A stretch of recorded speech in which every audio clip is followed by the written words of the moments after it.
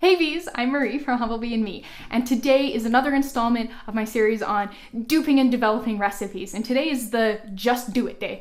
I find that I do often get a lot of correspondence about projects that people are developing that are entirely hypothetical.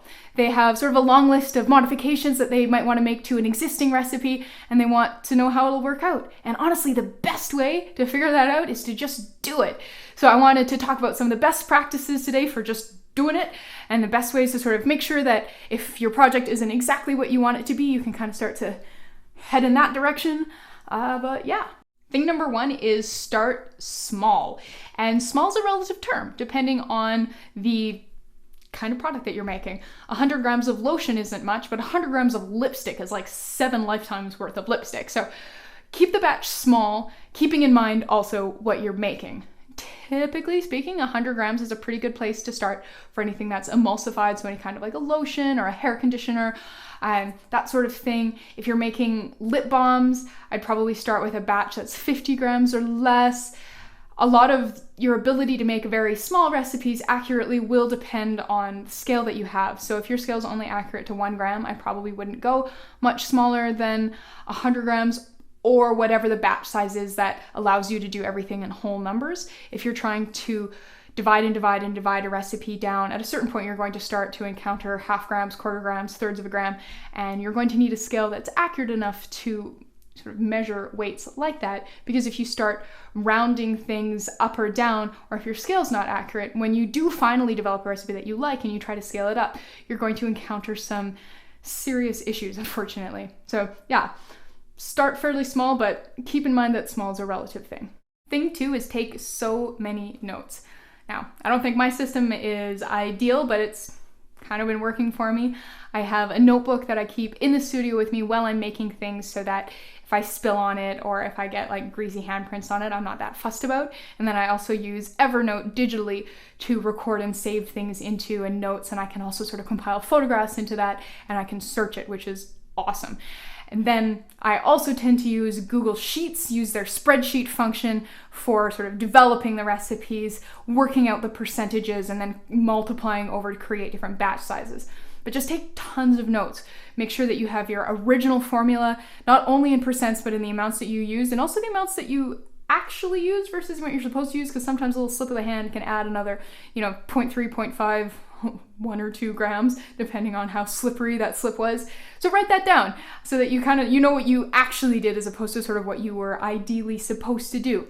And then label everything. Like, the number of times I've told myself, I'll remember what this is, and then 3 months later it's like, well, it's solid. Like, I got nothing. I remember nothing. It smells pretty. Like, you don't have any idea what it is. So label everything and make sure that the labels that you're putting on your tins and your bottles and your concoctions correspond to your notes, so that, if it's like jojoba oil lotion, June 17th, 2017, make sure that it also says that on the product, so that when you're using the product, you're like, oh, that's really nice. You can go back and actually look at what you did. And then take notes about how it ages, how it feels, any notes as you were formulating, like, did it thicken faster than you thought it was going to? Did it get a lot thicker than you thought it was going to? Did it get much thinner than you thought it was going to? Did it completely fall apart after a certain amount of blending? Notes like that will really help you sort of figure out what you did, be able to do it again, and then maybe correct any mistakes or tweak and make changes as you go forward. As you work, you should always be getting to know your ingredients better. Taking a note of, that felt awfully sticky, or that sure is lightweight and absorbs into my skin quickly, or that smells funny.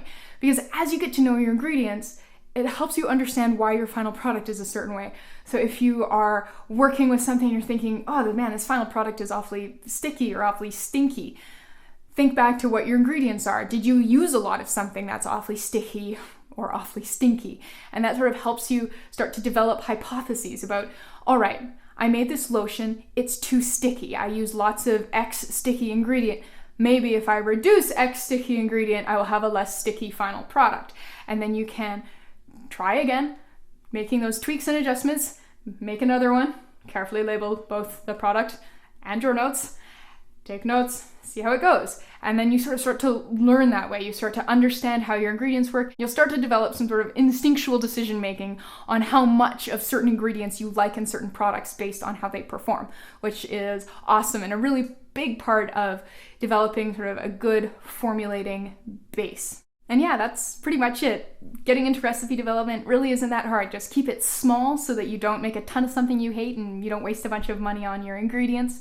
Take a ton of notes, label everything carefully, and get to know your ingredients so that if you don't like something, how something turns out, you can start to form hypotheses about why you don't like it and the sorts of changes that you can make to create the product that you have in your mind's eye.